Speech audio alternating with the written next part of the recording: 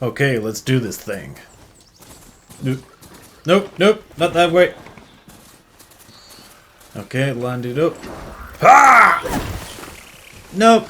I'll recover this. It's fine. It's not a problem. Oh, there's the one. And stop. Okay, let's see what we can make from this.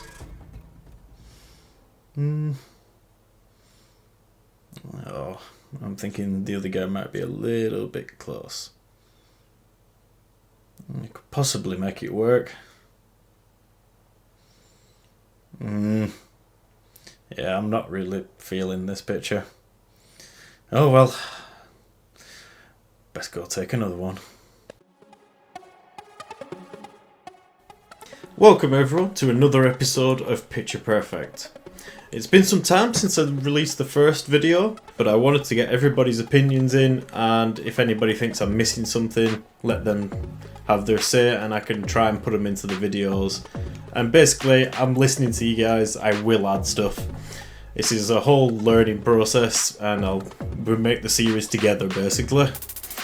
So, for those of you that don't know, this series I started putting together just to impart some of the stuff I've picked up along the way. I'm in no means an expert, but I've been playing around in photo modes for about 5 years now, which is going back to the release of Horizon Zero Dawn. And I just thought it'd be an idea to help people pick up everything that it's taken me 5 years to learn. So one request that I've been given is to explain the different terms that are in photo modes. Now, I can't do this as a general because, in all honesty, every photo mode does have slightly different wording and different ways they present stuff, even down to the way certain things affect it, right? But I can certainly add the explanation for the terms that are in each game when I do each video. And if anything's majorly different, make a point of it, or if it's too similar, I'll just be like, so that's the general rule for this. But yeah, I can add that in, and like always, if you've got anything that you think I should add to these videos or anything like that you want explaining, just drop me a message on Twitter, Instagram, or drop it in my Discord and comments on YouTube. One eternity later. So we've eventually reached the point where I can break off and we do the game specific video. And as is in the title, it will be Horizon Forbidden West. And it's taken me everything to actually remember to say Forbidden West and not Zero Dawn. As you heard, there was a stutter there when I was trying to say it. Right, so let's head on in and we're gonna make a start with all the different terminology that's used in this photo mode.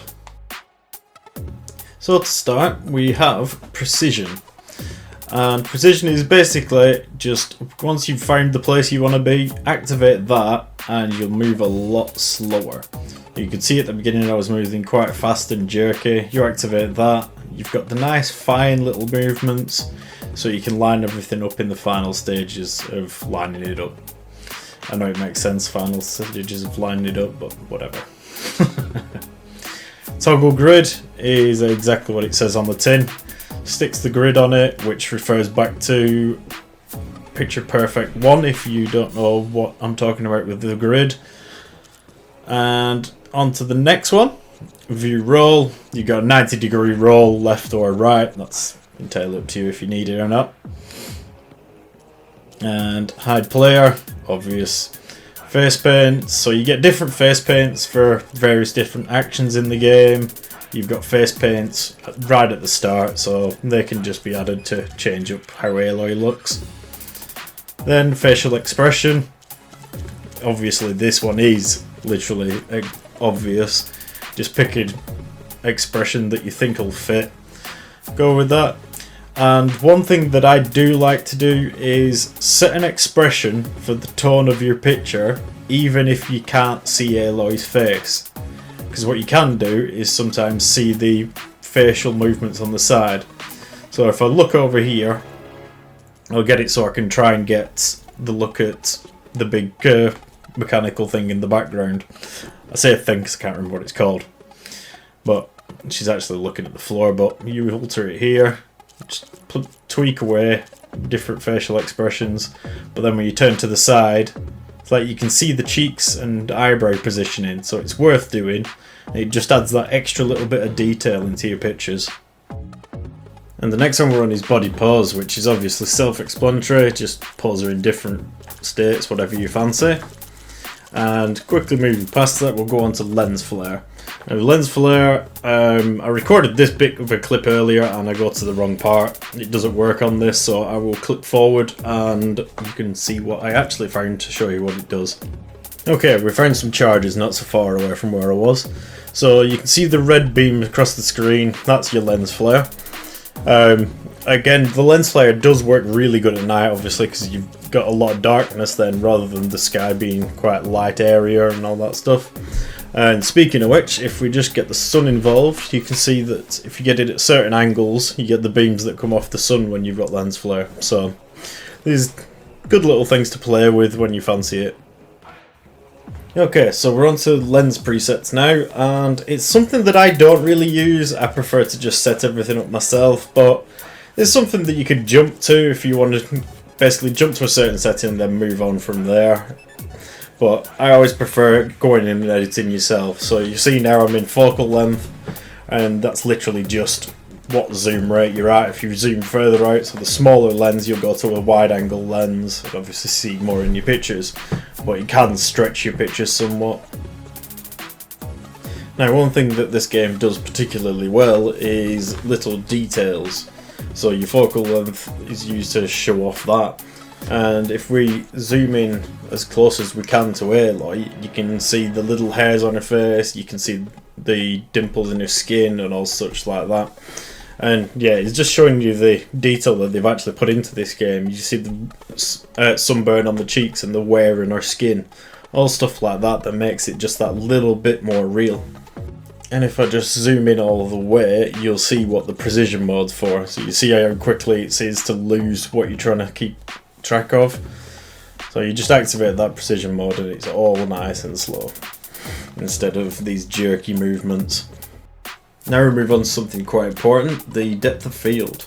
And this is where you manage to distinguish your focus point from everything else around you. So if you're in quite a busy area, as in meaning there's a lot of different focal points, you can blur out the ones you don't want and focus on the thing you do. So the best way I find to do it is adjust your aperture all the way down to the bottom, get your focus distance all the way down the bottom, and then adjust it until you get to the point there you want to get it.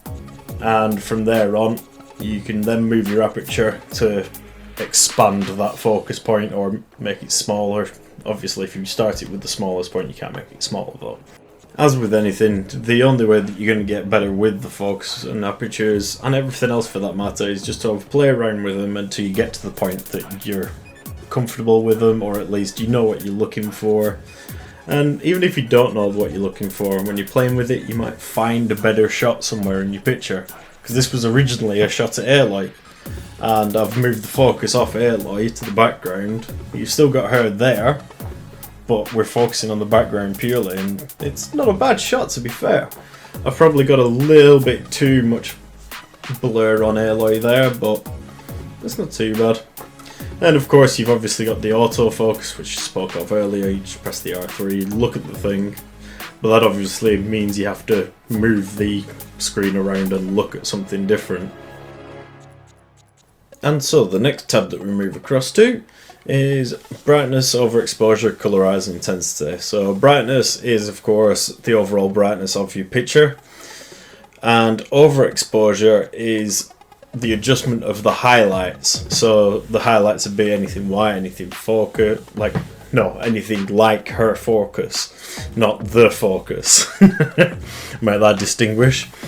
You can see between them. I'll try and do this, and I'll tell you what, I'll get a before and after picture of what it looks like at basic and with the -1 on overexposure, and you'll be able to see what the difference is. Okay, so we've got the graphic now with it split between. So I've purposely kept it close. So the 0 is obviously bang on default, and then with overexposure at -1, that's 2 down, because you get a movement of 0.5. So with that, you can see the lower one has a bit more detail to the clouds because it's taken away some of the back glow for it. But you're also losing a little bit more light on Aloy's face, and if you look at her headpiece on the right hand side where there's a piece of wood that curves around, that's probably the more noticeable point, that from the top level to the bottom level, the top has a lot more reflected light on it, whereas the bottom one is a little bit more natural in my opinion.